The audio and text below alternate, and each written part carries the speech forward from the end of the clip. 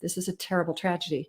And it could lead to a tremendous opportunity here to really transform our healthcare system. And, we talk about maybe war, revolution was the only way to do this, or it turns out pandemic. So I'm Jane Metcalf. I am the founder and CEO of Neolife. We were formed to cover what I consider to be the biggest story of our times, which is how Homo sapiens are using technology to harness the power of living systems. Biology is our newest technology. We look at genetics and neuroscience and longevity studies. We look at the microbiome and food systems. We're building a community of engaged doers who are thinking about how the bioeconomy will transform us. All we seem to hear about when it comes to biotechnologies and synthetic biology from the mainstream media and from science fiction is terrifying. And I wanted to talk to some of the people at the forefront of this revolution and hear their positive visions, what they hope for, what they're building towards, what we should all be thinking about. Let's just look out beyond the horizon to how we manage pandemics going forward and how we manage everything else, including all of the decisions that we will have to make about how to deploy these tools.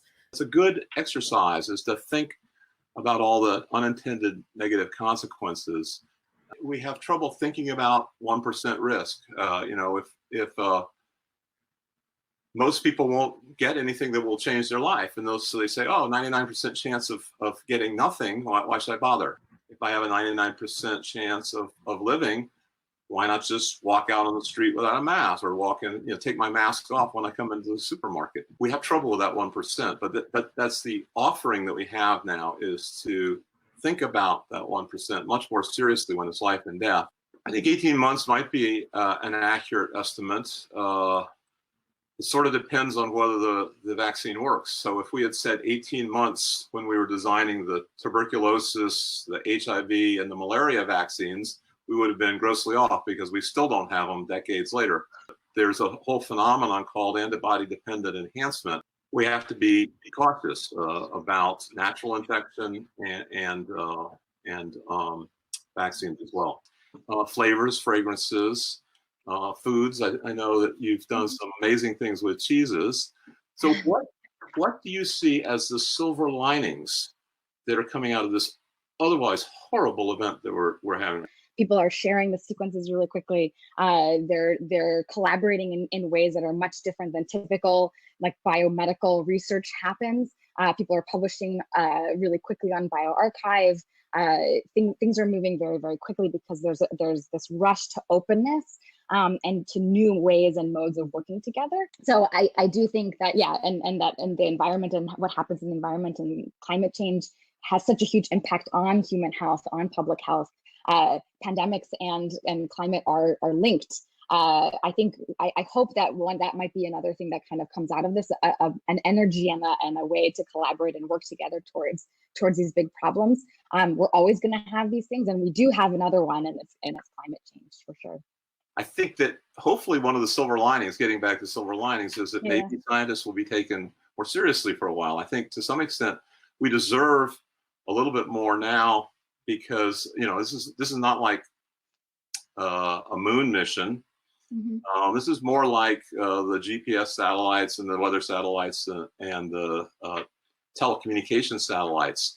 To do bioengineering, we also have to be doing like social engineering and understanding how people interact and the politics of the whole situation. At Ginkgo, we have little Jurassic Park everywhere, right? And we take a lot of lessons from life will find a way, and we think a lot about sort of genetic engineering and the kind of the wonder of it and the terror. I'm curious if how do these movies or stories or the sort of imaginary of Hollywood play into the way that you might sort of think about or communicate the work that you do? The reality is that some of our first experiments on trying to either artificially turn memories on or off, or trying to create false memories, or trying to manipulate memories to alleviate symptoms associated with psychiatric disorders, that in grad school, there were moments where, it's like you would watch movies like Eternal Sunshine or Inception, and you're just like, man, if I could turn that into an experiment, that's kind of cool. Like, it's that simple. Where it was just like, you watch a movie and then you have a source of inspiration of, okay, Hollywood has an unlimited budget because that unlimited budget consists of money and imagination. It's fun to nerd out sometimes and be like, how can we actually turn this into an experiment in the lab? And then we retrofit our hypotheses afterwards. So I've definitely done this, but at the same time, like, I imagine that many science fiction writers would be like, are you crazy? That's not a blueprint. Like, it's a cautionary tale. What's wrong with you? So this is where, like there's a cautionary tale in anything, right? So in this case, we're talking about memory manipulation here. So the way that I think about it is to try to take lessons from other human endeavors. Like when the Human Genome Project started, for instance, there was a lot of conversation over, so does this mean that we're going to edit the genomes of our babies? And what does this mean for the future of our species, right? Like the theme of tonight. But that conversation started 20, 30 years before the genome was sequenced. So then I think that with memory manipulation, we're starting this conversation 20 or 30 years ahead of time so that there is this kind of legal and social infrastructure. It's my sincere pleasure to introduce Juan Enriquez now, who's the managing director of Excel Venture Management, which invests in life science companies. So this is impressive. He's the author of 4 books, which is awesome, including his most recent, Evolving Ourselves, How Unnatural Selection and Non-Random Mutation Are Shaping Life on Earth. I have a lot to ask about that. One of the really important conversations we can have here is what's next. This is like an earthquake that has a tsunami that comes after it, that has shock effects that come after it, and that has all the rest of life to come after it. And I think what's really important is we start thinking about what this all means. Let me start with one thing. We have now disinfected on a scale humans have never disinfected before. And when we've done that in hospital operating rooms, you get antibiotic resistance and you get some really nasty stuff coming out. Mm-hmm. So all this hand sanitizing, all this spraying, all this Lysol, all this Clorox, we may be facing a similar crisis in a year that looks like antibiotic resistance. I think there's horrible stuff going on, but in the long run, I think we survive as a species. But the questions that we're asking for humanity right now are absolutely fundamental. So what we're seeing right now is an incredible acceleration of evolution. So when people talk about bringing a vaccine to market in such a short period of time, when people talk about sequencing something and altering a virus, what you're really talking about is let's alter the immune system of a majority of humanity in the next 2 years to adapt to a virus. Mm-hmm. And that's not natural selection, right? The engineering part, which is what we started this conversation with ginkgo, which is I want to repurpose this organism to do X, Y, or Z because it's useful to humans.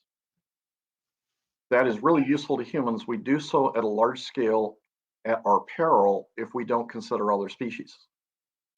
The fascinating thing is what synthetic biologists are able to do now is to create heredity and reproduction in non-DNA based life forms. You know, it's such a cool time to be alive. It's a scary time to be alive, but I hope this creates a reset for us. So, the concern here is obviously we have a virus that has brought the entire planet to its knees. We have the audacity to believe that we can now engineer a vaccine or an antibody drug that will stop it. How do we know that what we make as humans won't be deadlier and spread faster? Our lab makes synthetic viruses for gene therapy, like adeno-associated virus. We know a little bit about this. We also are part of this rapid response way of thinking. Really, it isn't going to go any faster unless we're willing to take bigger risks. And I don't recommend that. None of us recommend that. I'm hoping that this leads to a reset of society. How do we ensure that fads, fashion, social norms, community pressure, and other social and cultural perspectives don't stifle people's engineering choices and stifle human diversity? I think one of the things that's going to happen in terms of diversity is our grandkids are going to start probably having children that are born in external uterus. Ethics are a shifting goalpost, and technology fundamentally shifts ethics. We're spending $2 trillion on this COVID disaster. Could we have spent $1 billion to avoid it by having preventative strategies in place where we're constantly sequencing the environment. We're in a period which is an exponential period. And the neat thing about that is we can do things really fast. We can change the world really fast. But there's another side to that, which is it's really important to be right when you do that.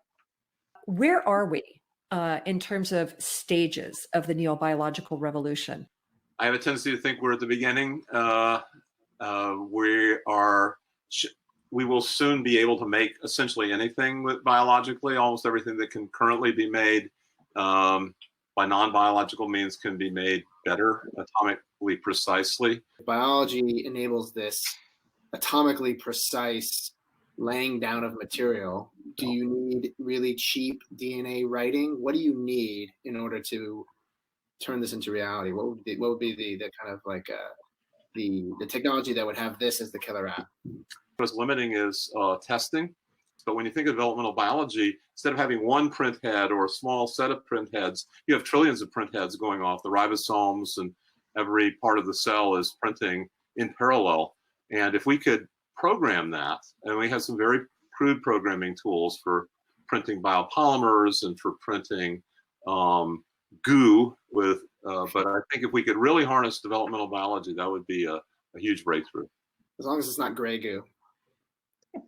There'll be some winners and losers. There'll be things that are converted into the goo. Yeah. And I think this is the greatest exploration humans have ever gone into. And I think it's terrifying sometimes, but it's a spectacular adventure. And I think what we got to remember is just how lucky we are to be a part of this group of explorers. And this is just the beginning of this thing. And we're arrogant and think we have the answers at our peril. It gives me great hope for the future to know that you guys are the ones with the most powerful tools in the world in your hands. I wouldn't want them in anybody else's hands. We have a lot of thinking and work to do at the leading edge of neobiology and synthetic biology and genetic engineering and all of those things. But this pandemic is hitting those at the trailing edge much, much, much harder. And I worry about people losing jobs and companies and not being able to pay rent and especially not being able to eat. I think the whole world is gaining an appreciation for the power of biology right now as biology takes a more and more important role going forward. And it's very exciting to think that we may have put the anti-vaxxers down for the time being, or perhaps for the very long term. Take a moment to visualize our future. And what we visualize is what we manifest. So let's all manifest a future we can rally around as opposed to one we fear. And with that, I wish you good night, wash your hands, and we love you. Thank you.